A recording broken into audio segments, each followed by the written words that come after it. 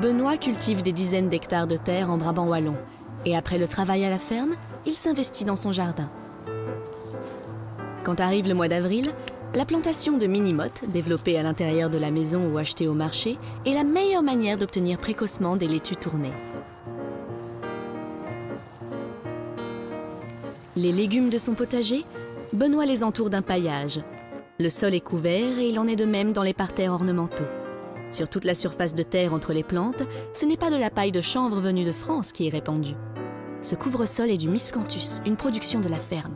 La récolte des graminées effectuée au sortir de l'hiver est presque terminée sur les différentes parcelles de culture.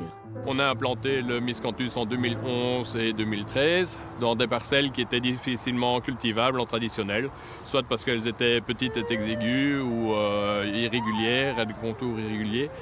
Et voilà, on a démarré en cherchant un petit peu sur Internet qu'est-ce qu'on pouvait faire de ces parcelles-là. On a trouvé le miscanthus.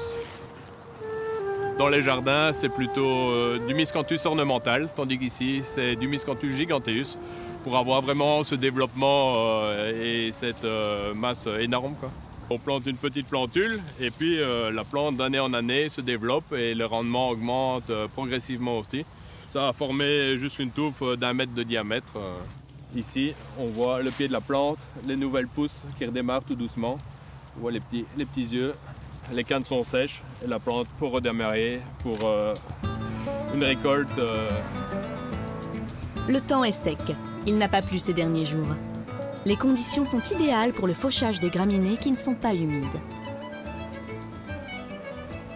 La machine utilisée est la même que celle qui récolte le maïs.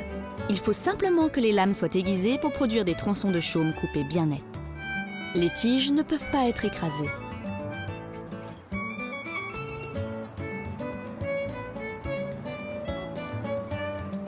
Les récoltes prennent la direction de la ferme. Par rapport à la production de blé, les techniques et le matériel sont similaires. La grande différence est l'absence de traitement. Le miscanthus n'est absolument pas pulvérisé. Quel est ce long élément métallique? C'est tout simplement le poussoir qui permet de constituer le tas dans le silo, sans que l'engin ne doive rouler dans la matière. La récolte de miscanthus est conservée bien au sec pour être conditionnée progressivement dans cette logette du bâtiment. Comment emballer la paille? Il existe des machines industrielles, mais elles sont trop chères. Benoît et son père ont conçu et fabriqué eux-mêmes les outils qui permettent de prélever le miscanthus, de le trier en fonction de son calibre, de le dépoussiérer et de le mettre en sac. Les agriculteurs savent couper, forer, souder le métal et imaginer des solutions pour réparer ou améliorer leur matériel. Des pièces disponibles sur place et des éléments de récupération ont formé cet ensemble.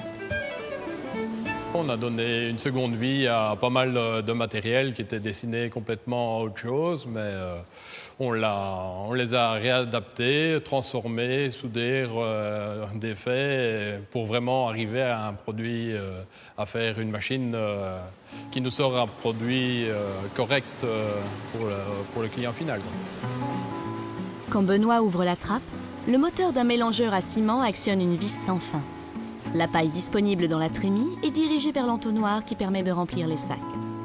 Des mois de tâtonnement avec des améliorations successives ont été nécessaires pour obtenir au final une installation qui donne pleine satisfaction.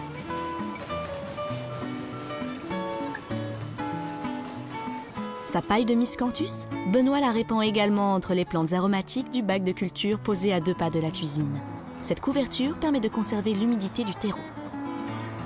C'est un substrat assez léger en général, donc qui se ressèche beaucoup plus vite. Donc c'est ça, en mettant le paillage, c'est vraiment un gain de temps d'arrosage et les plantes se développent beaucoup mieux aussi, comme il y a toujours une humidité constante qui reste au pied. Donc même par temps caniculaire, un arrosage sur 2 est largement suffisant.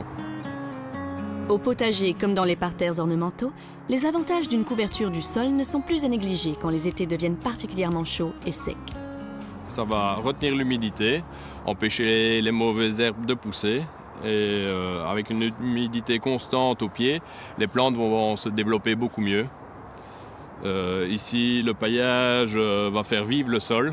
Les micro-organismes du sol vont venir le dégrader. Les vers de terre vont venir manger la matière organique. Donc en dessous d'un paillage comme le miscanthus, le sol est vraiment vivant. Par rapport à des tontes de gazon, du broyat ou de fines écorces, la couverture est ici beaucoup moins discrète. C'est un paillage beaucoup plus clair, plus lumineux, donc ça met les plantes en évidence. Voilà, il y a peut-être certaines personnes qui préfèrent voir le sol nu ou voir une couleur d'écorce, mais un paillage clair, c'est peut-être un petit peu plus moderne.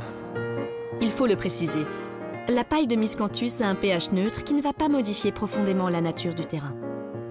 Et pour les jardiniers qui achètent leur couverture de sol, la production en Wallonie nécessitant moins d'énergie de transport constitue un argument qui prend actuellement de l'importance par rapport aux produits d'importation.